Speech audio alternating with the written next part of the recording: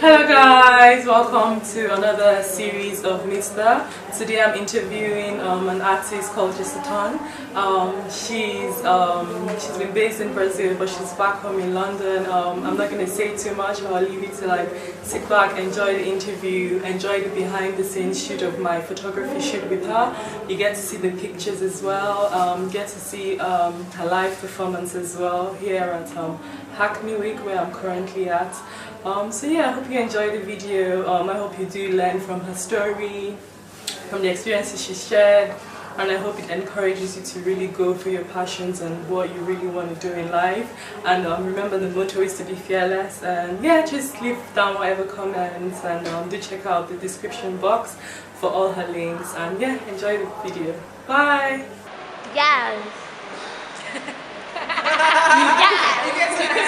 So my name is Jesuton.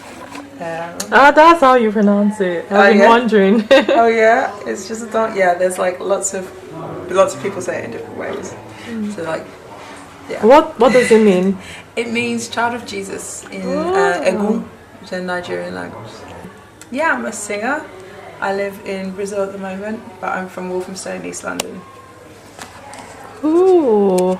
I wanted to know, how did your music career, how did it start? Was it a passion you'd always had when you were younger? Did you always know or think you'd, grow up to pursue this dream?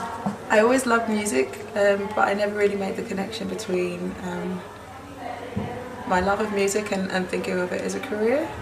I always thought about other things first. I come from a very education orientated family, so I tried to do the traditional thing, which was get a good education. There are a lot of things that I was interested in. I like science, I like journalism, I like English, I like literature, art, cinema. So I tried to focus on those things, and I tried to think about how I can do an interesting job, in the future. What finally then led you towards the path of music? Well, I think I was just really, I kind of realised this. I think what happened is that I'm a very, as much as I am an artist, I feel like I'm a very rational person. So I felt like I needed to get the education first, get a good plan B. And I spent so much time on my plan B, getting a good educational background and stuff like that. There did come a point where I was like, I haven't actually spent any time on my plan A. So I thought, okay, I need to give it a go. And so, I kind of got my courage together, and I just took it to the point where, I'd studied all the things that I'd studied. What did you study? I studied human sciences, which is a mixture of biological sciences and social sciences to understand the human, which I think is just a great study for any artist. Yeah, no, definitely. So, I loved anthropology in particular, and so then I wanted to take that further, and I started thinking that I might want to work in development programs, helping to make better anti-poverty programs. So I started going in that direction, and then I went to Latin America because for some reason I felt this very strong calling. Latin America, even though my family's not from there. So I kind of felt that calling, and then went to Peru, spent time there, learned Spanish, started working with the Indigenous Rights Organisation, and also I incidentally started singing in a friend's reggae band, which was really a cool thing for me. And I suffered from really bad stage fright, really bad. So up till now? Till now, I think everybody does. But at that point it was really, really, really, really debilitatingly bad. So that point when I kind of got into this reggae band was a good thing because, okay, number one, I was far from home. I would rationalise in my mind, if it goes badly, no one will know. Yeah. So it was a little bit easier to get up onto the stages. It was a little easier to let go. I was singing in English, not everybody spoke English. So there were a lot of factors which helped me to kind of get out of my own way, really. And so I ended up enjoying it a lot. But then I was also had a really interesting internship. So life was good, And then after that, I kept on with my plan because I already had a place in the States to study international development waiting for me. So I'd worked really hard to get a good scholarship and to get a place that I wanted to, because I from a very early age, there was definitely one thing clear, in school, when you're about 14, you have to do work experience, and you know, you kind of just get put anywhere. And I remember being put in, you know, a kind of clothes shop, which I'm sure like a lot of young girls at that age probably could have quite liked maybe. Yeah. I like hated it with like every fibre in my body.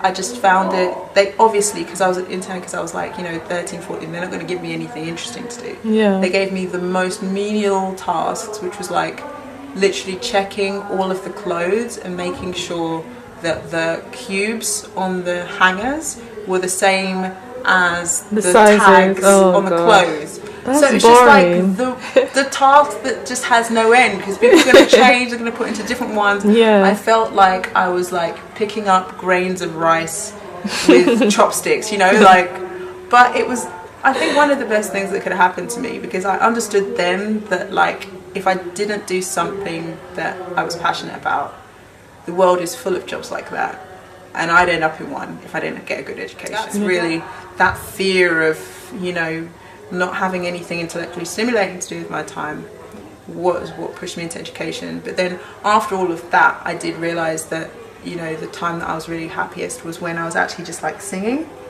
So I kind of got my, as I said, I got my courage together, and I thought, well, I've done all of this now. I'm sure, you know, whoever I was trying to please in my mind is pleased now.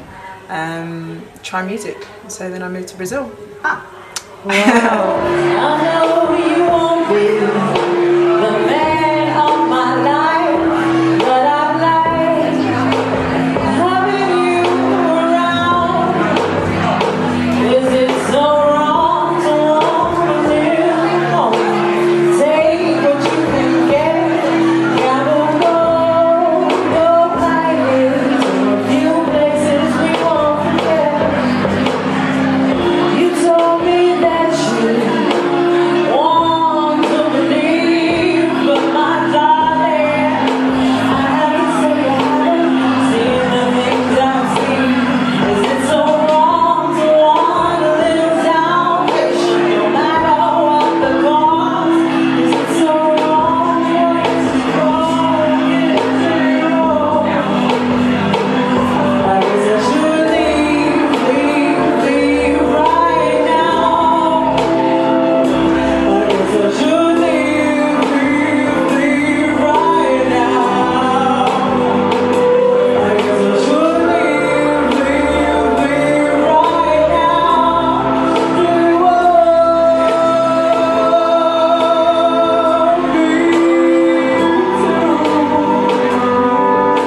Yeah, it is strange, this whole, you know, when I look back, because usually whenever I want to do anything, if I want to buy anything, go anywhere, I always kind of do a bit of research. But with Brazil, I did not. I just, you know, a couple of weeks before, I found myself, you know, a cheap place to stay, and that was it. Have any plan at the back of your mind going there, what you would do or how you'd sort of integrate yourself? No, actually, you know, the most ahead planning thing that I did, really, forward planning thing that I did was, you know, I did try and take a few Portuguese lessons.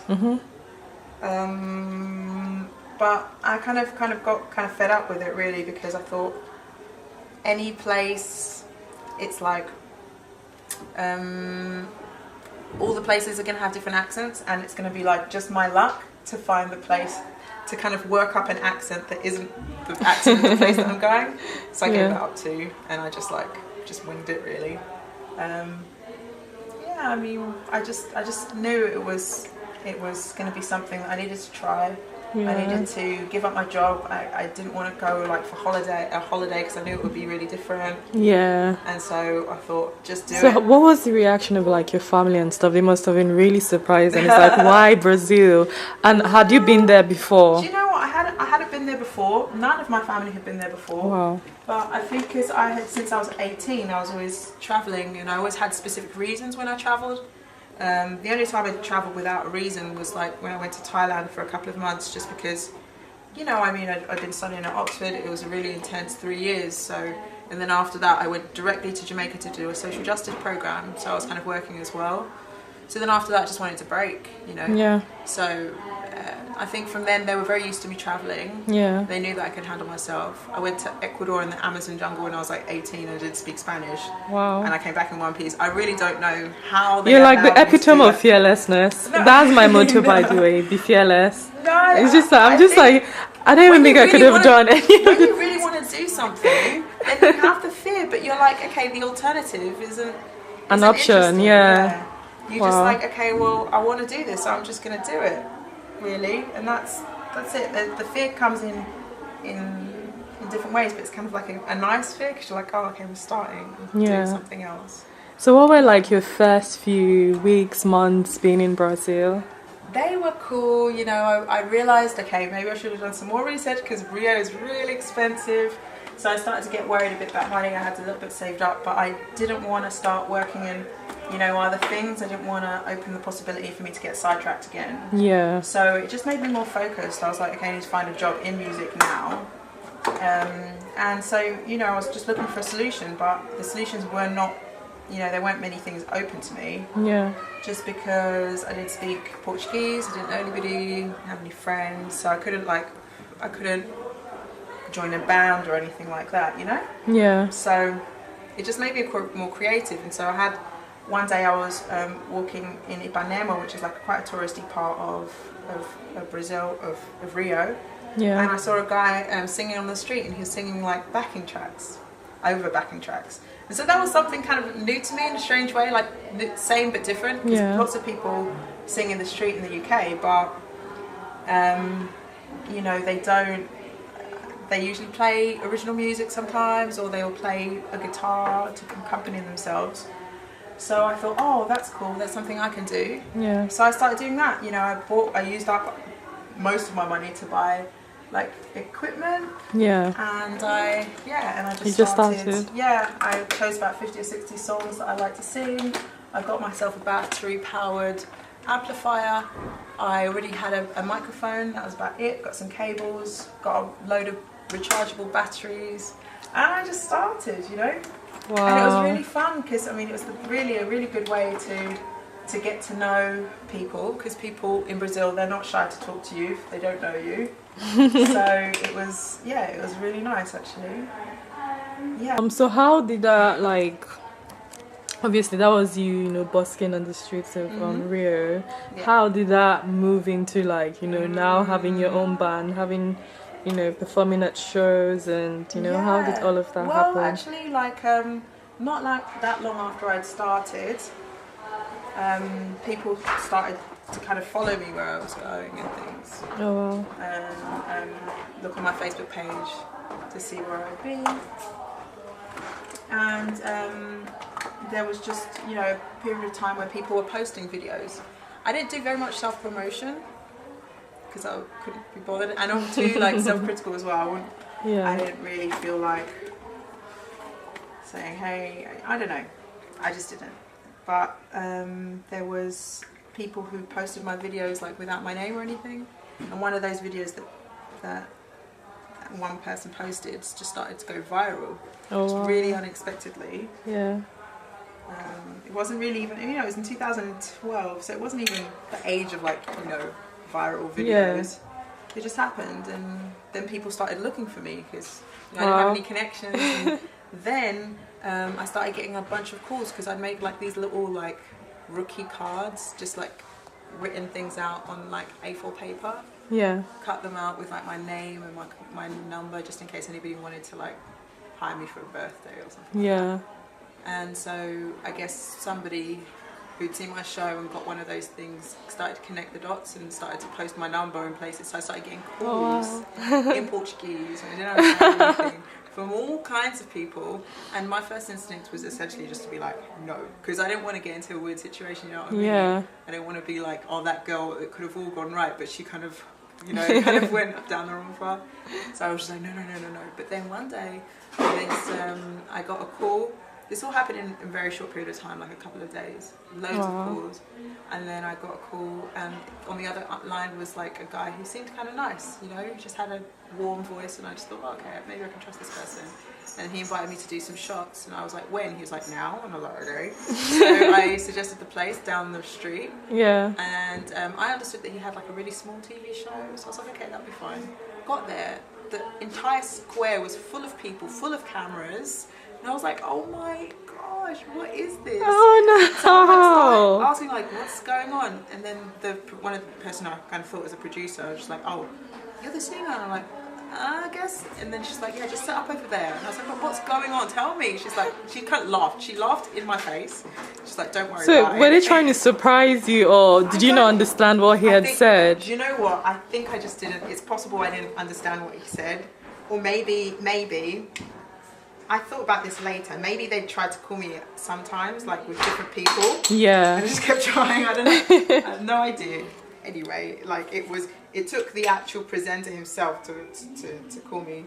And then, you know, I kind of started setting up, and then after a while a guy comes up to me and starts talking, and then I was like, oh, maybe the program started, but I didn't really know. He was just seemed really nice, and so yeah, he started asking me some questions, and then he asked me to sing, and then he was like, oh, but you don't know who I am, do you? And I was like, no. He's like, oh, I'm Luciano Hook. I was like, sorry. Doesn't ring any bell. He was like, no, that's cool, that's good, I like that you don't know who I am. Then he would turn around to the crowd and he was like, does anyone know who I am? And everyone was like, yeah! And I was like, okay. And so essentially he was making an entire program about me. And he said, look, you know, we have this program, we invite people to come and show their talent and tell the stories of ordinary people. Would you like to come see my show? Come to take part in my show? And I was like, okay. And he's like, but you know, the show's really big, okay? Because, you know, 20 million people watch it every Saturday. And I'm like, okay. I don't know.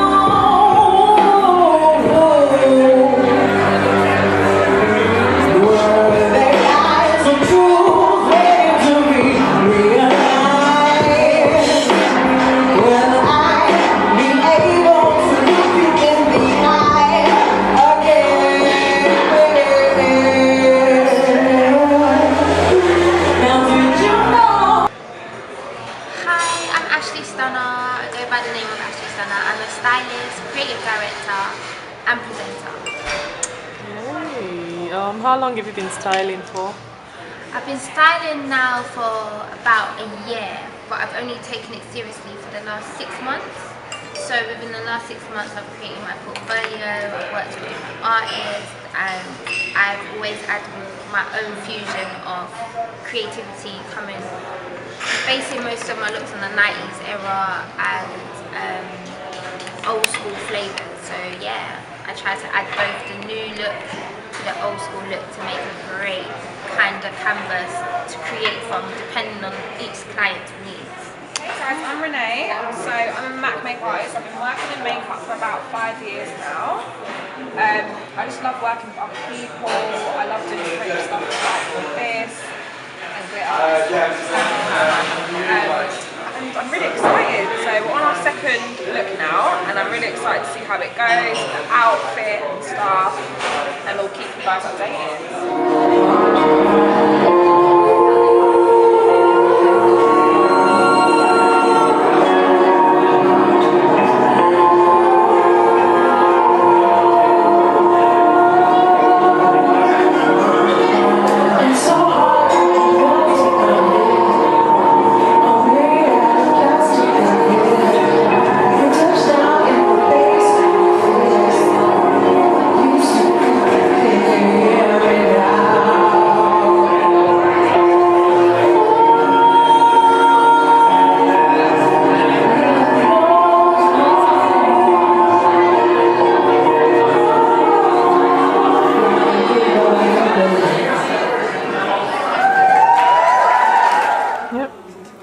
You can continue.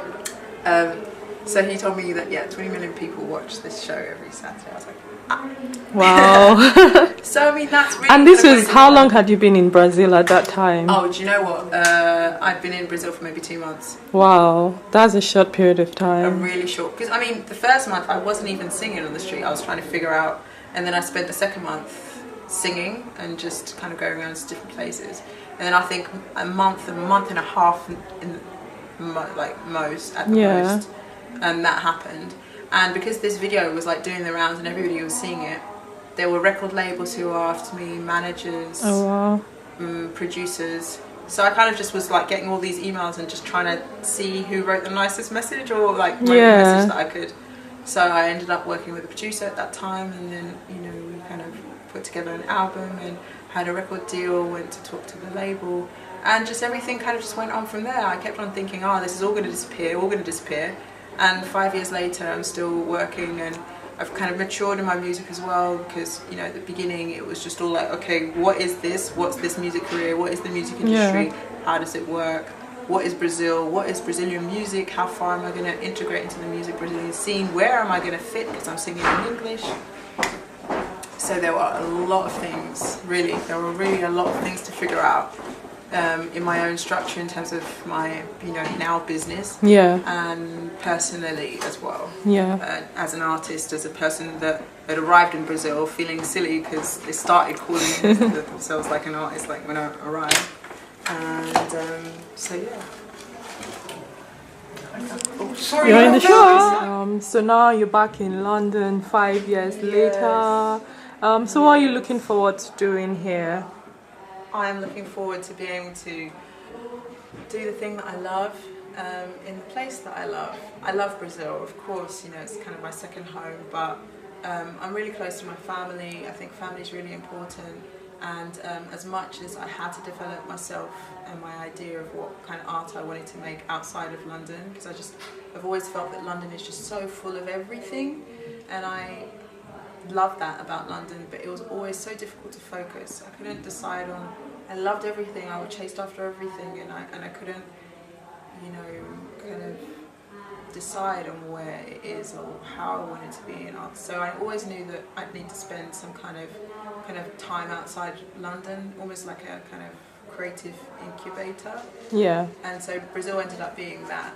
And so I feel like now I understand what it is that I want to say, how I want to say it. I've digested some of the things that have happened to me in my life away from where they happened.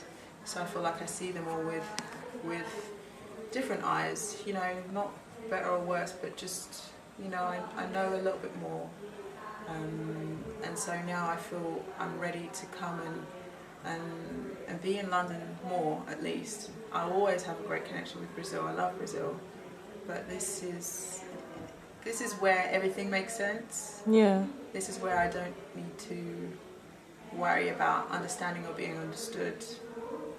I think I'm incredibly lucky to have had any kind of career in Brazil, because there's such a rich Portuguese music scene.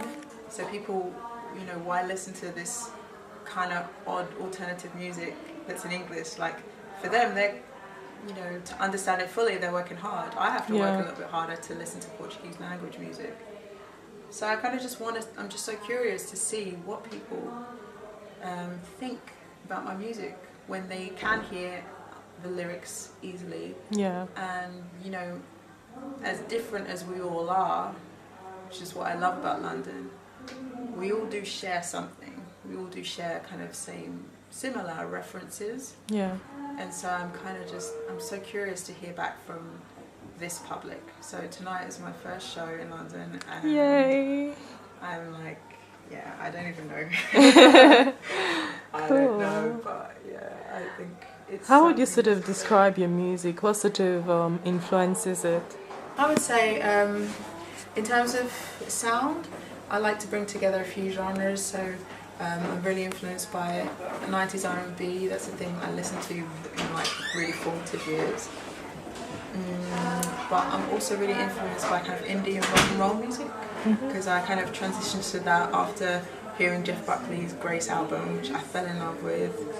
And so I started listening to, The Strokes, The Hives, Incubus, Metallica, then later on like Radiohead and more like just guitar-driven bands. I loved Muse, went to all of their shows, and so there's that. And I also studied the flute when I was growing up, and so I have a love of classical music, Debussy, Flore, and I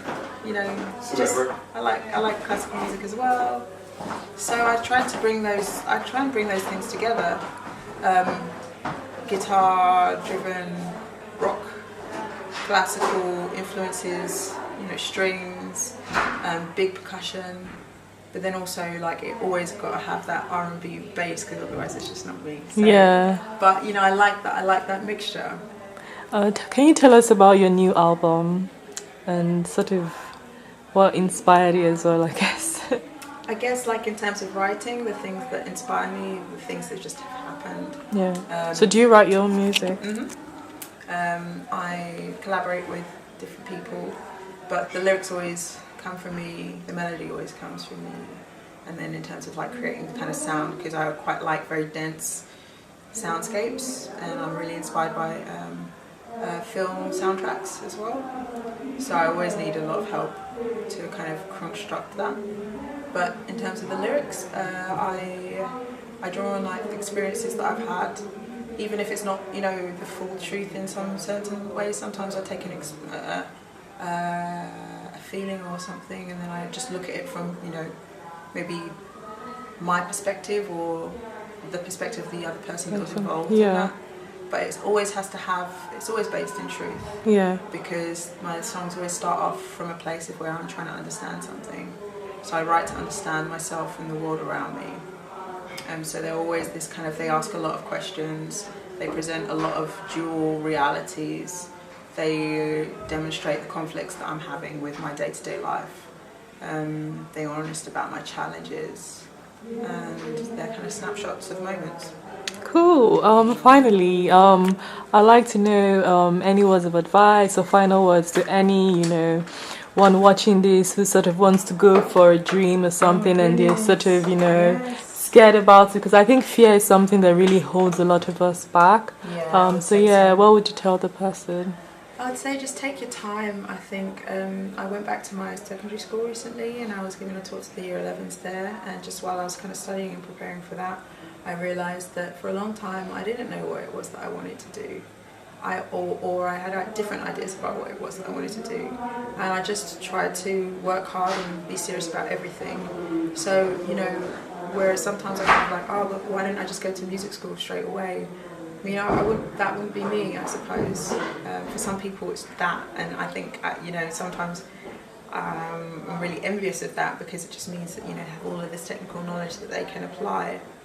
And you know, it means they're really focused. But for me, I was always really curious and really hungry to understand things about the world. I think there's so many things that don't make sense, and a lot of people who are lost, a lot of people who have this fear, and the only way you can really tackle fear is just, you know, going head on, and sometimes just kind of accumulating as much information as you can, and that helps you in those dark times.